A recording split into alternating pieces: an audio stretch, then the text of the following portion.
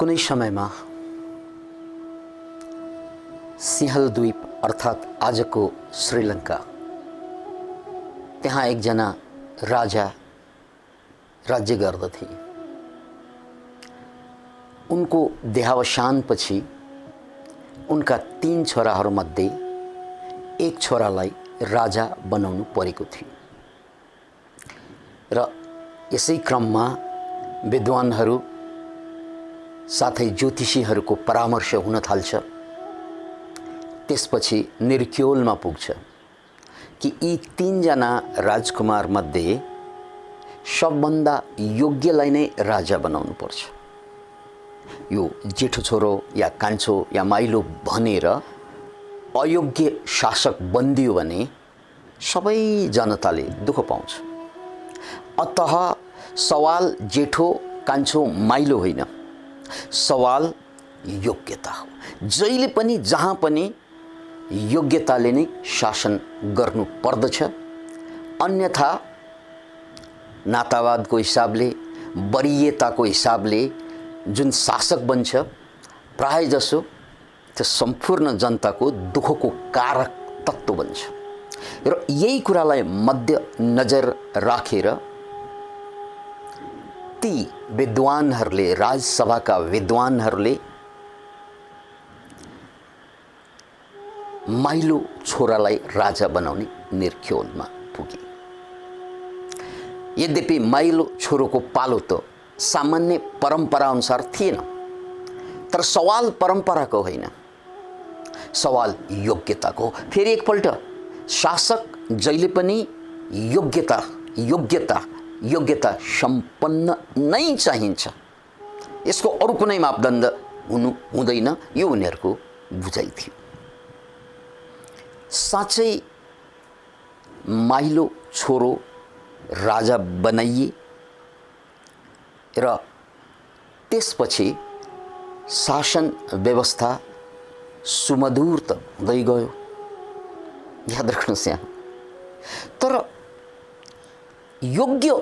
अति योग्य भएको कारणले अब यो माइलो छोरोलाई के लाग्न थाल्यो भने यदि मैले राज्य सत्तालाई सञ्चालन गर्दै रहेँ भने शक्तिको आडम्बरको कारण या शक्तिको अहङ्कारको कारण या कुनै अरू कारणले मेरो अहङ्कार बढ्दै जान्छ र मेरो अन्तर्यात्रा समाप्त हुन्छ।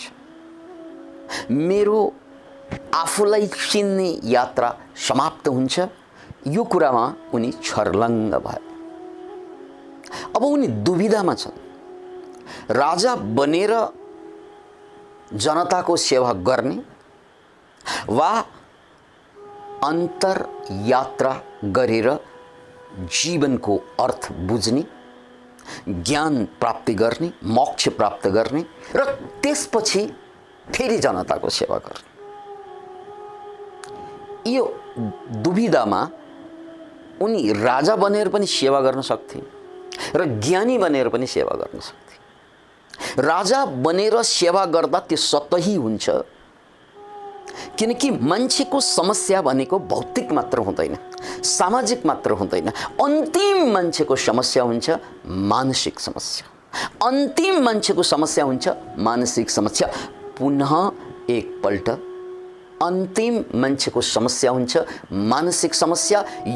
यसलाई अन्तिम फ्रन्टियर अफ लाइफ, यो जीवनको अन्तिम मोर्चा हो। यो समस्या जबसम्म मान्छेले समाधान गर्दैन या मनलाई जबसम्म बुझ्दैन तबसम्म मान्छे रङ्कबाट राजा भए पनि, गरिबबाट धनी भए पनि, असफलबाट सफल भए पनि समस्या कायम नै रहनेछ। त्यसकारण मनको समस्या या आफ्नै समस्या अन्तिम समस्या हुन्छ र यो समस्या समाधान नहुन्जेल जीवनमा प्रगति गरे पनि या नगरे पनि दुवै त्यस किसिमबाट दुखाइ नै रहन्छ। यस्ता कुराप्रति उनी विज्ञ नै थिए, किनकि उनी राजकुमार थिए। अन्ततः उनले निर्क्योल निकाले, म दरबार छोडेर भाग्छु, छोडिदिन्छु दरबार। सुरुमा त भाग्ने विचार थिएन, सुरुमा बोलाए भाइ बन्धुहरूलाई, सबैलाई बोलाए, सभा बोलाए, म अब दरबार छोड्दैछु। अब यस्तो प्यारो मान्छे जसलाई सांसारिक कुराको मोह नै छैन, यो भन्दा योग्यता राज्यको लागि को हुन सक्छ? त्यसकारण उनलाई कसैले पनि राज्य त्याग्न सल्लाह दिएनन् र अनुमति पनि दिएनन्। र धेरै उनीहरूको बीचमा धेरै द्वन्द्व चर्का चर्की भइसकेपछि भाइहरूले यसको दिमाग केही दिनको लागि खुस्केको होला, यसलाई अब बानेर राख्नु पर्यो नत्र यो भाग्छ। त्यसपछि सुनको सिक्रीले यो राजकुमारलाई अब राजाको रूपमा छन् बानेर राखे। अब पहरा त दिनु पर्यो, त्यहाँ एक जमातलाई पहराको रूपमा खटाइयो।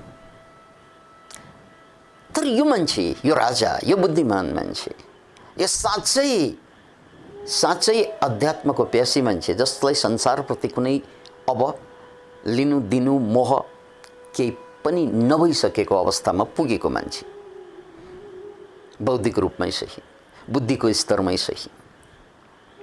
त्यसकारण उनले आफूलाई पहरा दिने पहरेदारहरूलाई इशारामा बोलाए र भने, मेरो हातमा सुनको सिक्री छ, भाइहरू हो,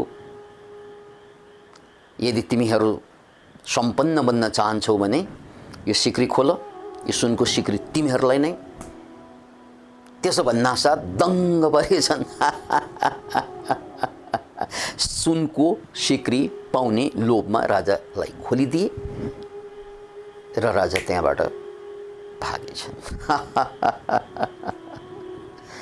अब प्यास थियो अध्यात्मको, अन्तर्यात्राको। उनी लङ्काबाट रामेश्वरम, भारतको अन्तिम चुचुरो भनौँ, जो समुद्रसँग जोडिएको छ, त्यसको पारी लङ्का नै छ, रामेश्वरममा पुगे र केही समय त्यहाँ साधना गर्दै रहे। अब बडो गजबको कुरा, साधनाको प्यासी बन्नु एउटा कुरा, सबै कुरा छोड्नु अर्को कुरा। र त्यसपछि त्यो साधनाको माध्यमबाट अन्तर्यात्रा गर्दै गर्दै गन्तव्यमा पुग्नु फेरि बिल्कुल नितान्त अर्कै कुरा। प्रायलाई त्यो नसिबै हुँदैन, किनकि मान्छेको बाधा, संसारिक बाधा त सबैको हुन्छन्, तर सबभन्दा ठुलो बाधा फेरि मन नै हुन्छ। सबभन्दा ठुलो बाधा आफ्नो मन, आफ्नो बुझाइ नै हुन्छ। अतः उनलाई पनि अब आफ्नो बाधाले, आफ्नो मनको बाधा, जसलाई कन्डिसनिङ भनिन्छ या जसलाई हामी मानसिक बन्धन भन्छौँ, त्यसले छोडेन। त्यसकारण साधना जति गरे पनि भने जति प्रगति हुँदै हुँदैन। एक दिन उनलाई के लाग्यो भने, यति ध्यान गरेँ, यति तपस्या गरेँ, तर भने जस्तो भइरहेछ। सायद बोधगया जानुपर्छ मैले, जहाँ गौतम बुद्धले ज्ञान प्राप्त गरे, त्यही ठाउँमा गएर मैले पनि साधना गरेँ भने यदि उनलाई ज्ञान प्राप्त हुन्छ भने मलाई किन हुँदैन, उनलाई ज्ञान प्राप्त हुन्छ त्यो ठाउँमा भने मलाई किन हुँदैन। गयातिर लागे र श्मशानको छेउछाउमा बास बनाए, साधना गर्दै रहे, किनकि श्मशान भनेको एकान्त ठाउँ र जहाँ मान्छे पोल्ने गर्छन् र जसले चाहिँ एक दिन मर्नुपर्छ, यो जिन्दगी केही होइन भन्ने कुरो पाठ उनलाई दिनदिनै सिकाइरहेको हुन्छ। याद राख्नुहोस्, धेरै साधु सन्तहरूले श्मशान नै किन रोज्छन् त भने त्यसले अनित्यताको बोध गराइरहन्छ। त्यसले मोह र अहङ्कार जुन मान्छेमा हुन्छ स्वाभाविक रूपमा, त्यसलाई झकझक्याइरहन्छ। हेर भाइ, हालत आज देखेको मान्छे भोलि छैन, तिम्रो पनि हालत त्यही हो। यो अनित्यताको बोधको कारणले गर्दा मान्छे साधनाबाट विचलित हुँदैनन्। त्यसकारण प्रायःजसो साधकहरू श्मशानमा गएर पनि साधना गर्थे, अहिले पनि गर्छन्। र उनले पनि श्मशानमा बसेरै साधना गरे। तर गजबको कुरो, बोध गयो आइयो, बुद्धलाई ज्ञान प्राप्त भएको ठाउँ नै हो। उनले पनि वर्षौँ साधना गरे, तर भएन।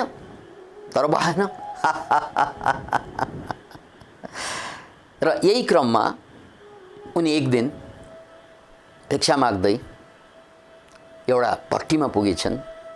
त्यो भट्टीको सञ्चालक या त्यो भट्टीकी सञ्चालिका एकजना महिला। उनी साधक, तर ब्ल्याक म्याजिकको साधक, जसलाई डाकिनी भनिन्छ। त्यसकारण डाकिनी भएकै कारणले गर्दा कि अगाडि जुन मान्छे भिक्षाटन गर्दै आइरहेको छ त्यो मान्छे बडो ठुलो साधक भनेर यो डाकिने बुझिहालिन्। तलदेखि माथि हेरी, माथिदेखि तल मान्छे बडा जाजुलले मान्छन्, किनकि राजकुमार अझ राजा भइसकेको मान्छे। उनको एरिया पथले त्यो देखाइरहेको र धुमधाम साधना गरिरहेको मसानमा त्यो त देखिरहेकै। तैपनि उनले खोजे जस्तो मुक्तिको कुरा, ज्ञानको कुरा प्राप्त अझै नभइरहेको अवस्था।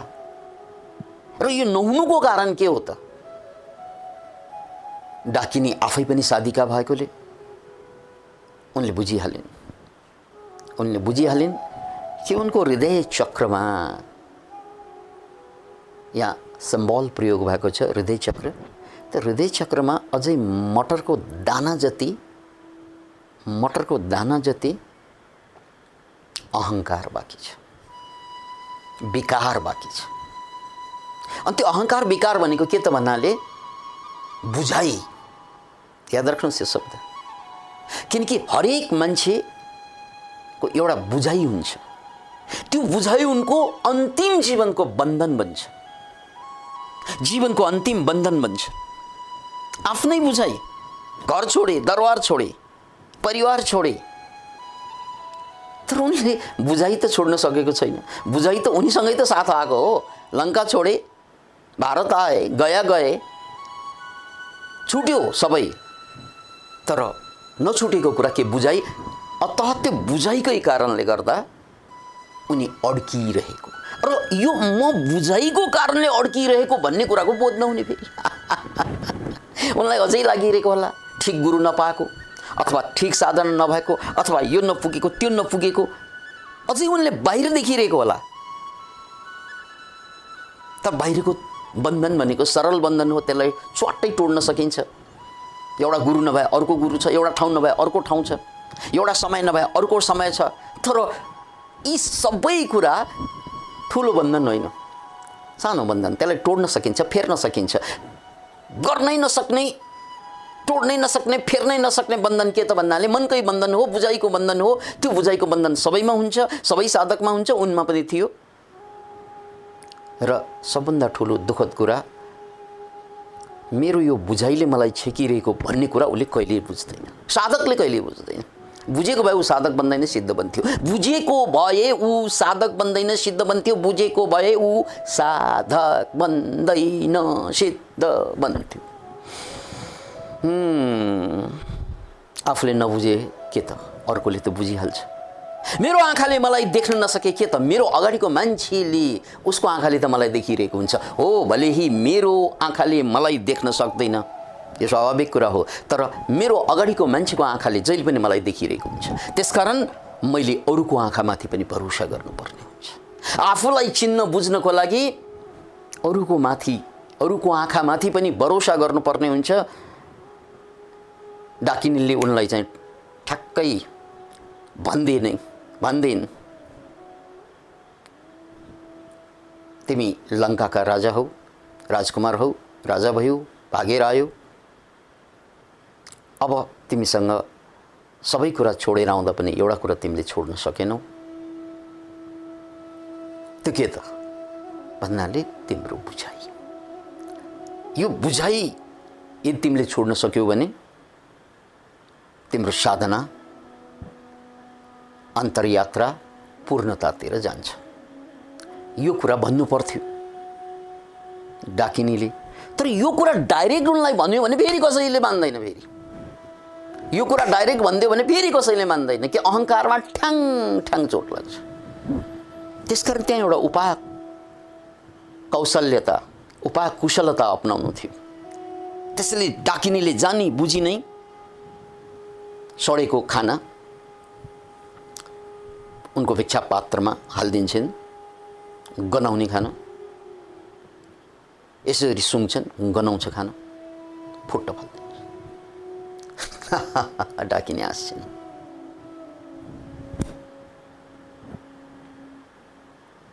हात जोडेर भन्छन्, हेर्नुहोस् तपाईँ जतिसुकै साधना गर्नुभए पनि किनकि तपाईँले गरिरहनु भएको साधना मैले देखिरहेको छु, नपुग्नुको कारण यही हो कि अझै तपाईँको मनमा यो कुरा राम्रो, यो कुरा नराम्रो, यो मिठो, यो नमिठो, यो असल, यो खराब, यसलाई द्वैत भनिन्छ। एउटा साधकको लागि के को द्वैत? यो त संसारी मान्छेको काम हो। संसारी मान्छे जहिले पनि द्वैतमा हुन्छ। यो राम्रो चिज हो त्यसकारण चाहिँ यसलाई छोड्नु हुँदैन, यो नराम्रो चिज हो त्यसलाई छुनै हुँदैन, यो मान्छे राम्रो हो त्यसलाई भेट्नै पर्छ, यो मान्छे खराब हो भेट्नै हुँदैन, यो गर्नै पर्ने काम, यो गर्नै नहुने काम, यो जम्मै नियममा जो बन्धित छन् त्यो मान्छे त सांसारिक मान्छे हो, सामान्य मान्छे हो। तर एउटा साधुको लागि, एउटा सन्यासीको लागि, एउटा जोगीको लागि, एउटा सत्यका प्यासीको लागि त्यस्तो कुनै बन्धन हुनु हुँदैन। किन भन्नाले राम्रो नराम्रोको परिभाषा देश पछि फरक हुन्छ। किन भन्नाले राम्रो नराम्रोको परिभाषा मान्छे पछि फरक हुन्छ। याद राख्नुहोस् यो कुरा। कल्चर हरेक कल्चरमा फरक हुन्छ। मुसलमानहरूले गाई खानु राम्रो मानिन्छ, हिन्दू धर्ममा गाई खानु पाप मानिन्छ। एउटा कल्चरमा जुन चीज खाएर खुसी हुन्छ, अर्को कल्चरमा त्यो खानु पर्यो भने ज्यान गए बराबर हुन्छ। यो कल्चरमा फरक हुन्छ, राम्रो नराम्रो भन्ने कुरा। अतः यो बन्धनमा साधुहरू फस्यो भने अन्तरयात्रा समाप्त हुन्छ। यो द्वैतको बन्धन हो, अन्तिम बन्धन साधकको। Can you imagine it? पुनः एकपल्ट यो द्वैतको बन्धन हो। यो दुई, यो गर्नु, यो नगर्नु, यो राम्रो, यो नराम्रो। अतः यही कुरा बुझाउनु थियो डाकिनीलाई। उनले त्यो गनाएको खाना फाल्दिन साथ साधु, एकजना साधकको लागि जे पात्रमा बस्छ त्यो त खाइदिने हो। किन भन्नाले पचाउने त साधना बलले हो, सामान्य मान्छे हो र तिमी। अतः तिमीमा अझै यो गर्नुहुन्छ, यो गर्नु हुँदैन, यो राम्रो, यो नराम्रो भन्ने जुन बोध छ त्यसैले तिमीलाई रोकेको। चल्यास बिम्जे जस्तो भयो। यत्रो साधना गरियो, मानौ खुट्टालाई डोरीमा बाँधेर पौडी खेले जस्तो पो भयो। जति खुट्टा चलाए पनि पुगेको कहीँ पनि होइन, किनकि बन्धन आफ्नै थियो। त्यसपछि उनी खोलाको किनारमा आए सरासर। त्यहाँ माझीहरूले माछा मार्छन् र भुँडी चिड्छन्, आन्द्रा जति फालिदिन्छन्, माछा जति लैजान्छन्। त्यो फालिएको आन्द्रा जुन छन् त्योभन्दा फोहोर चिज के होला? अब त्योभन्दा फोहोर चिज अब केही होला? त्योभन्दा फोहोर चिज अब केही होला? सामान्यतया त्यही खान थाल्छ। किन इमेजिन, त्यही फोहोर सबभन्दा घृणित देखिने त्यो फोहोर खाँदै साधना गर्न थाल्छ। र त्यसपछि एक दिन यो मान्छे मुक्त हुन्छन्, सिद्ध महासिद्ध बन्दिन्छन्। र जब उनी सिद्ध र महासिद्ध बन्छन् त दुनिया भरका मान्छेहरूको लागि उनी वरदान भइदिन्छ, किनकि अब उनी मुक्त भइसके, ज्ञानी भइसके। त्यसपछि उनको बाँकी रहेको सम्पूर्ण जिन्दगी आफ्नो दुःख त मेटियो मेटियो। अब उनीसँग जो जो जोडिए, दुनियाँभरबाट जो मान्छे पनि जोडिए, तिनीहरूलाई सधैँको लागि दुःखबाट मुक्ति दिने मार्गदर्शकको रूपमा रहँदै उनी यो संसारबाट बिदा भए। र त्यसपछि उनको नाम रहे लुहिपा। 84 सिद्धमध्ये एकजना सिद्धको नाम लुहिपा। महायान अझ वज्रयान बुद्धिज्ममा 84 सिद्धको परम्परा छ र तीमध्ये एकजना सिद्ध लुहिपा। र यो कहानीबाट हामी सबैले, खास गरी साधकहरूले सिक्नुपर्ने कुरा कि सबभन्दा अन्तिम बन्धन आफ्नो मानसिकता हो, बुझाइ हो। अतः या त त्यो बुझाइलाई छोड्दे या त त्यो बुझाइमाथि भरोसा गर्न छोड्दे। सके बुझाइ नै छोडे राम्रो, सकेन भने यो मेरो बुझाइ मात्रै हो। जातीय अभिमान, देशीय अभिमान, राष्ट्रिय अभिमान, हजार किसिमका अभिमान हुन्छन्। त्यो अभिमान मेरो बुझाइ मात्रै हो भनेर बुझ्न सक्यो र त्यसमाथि भरोसा छोड्न सक्यो भने साधना रकेटको गतिमा जान्छ।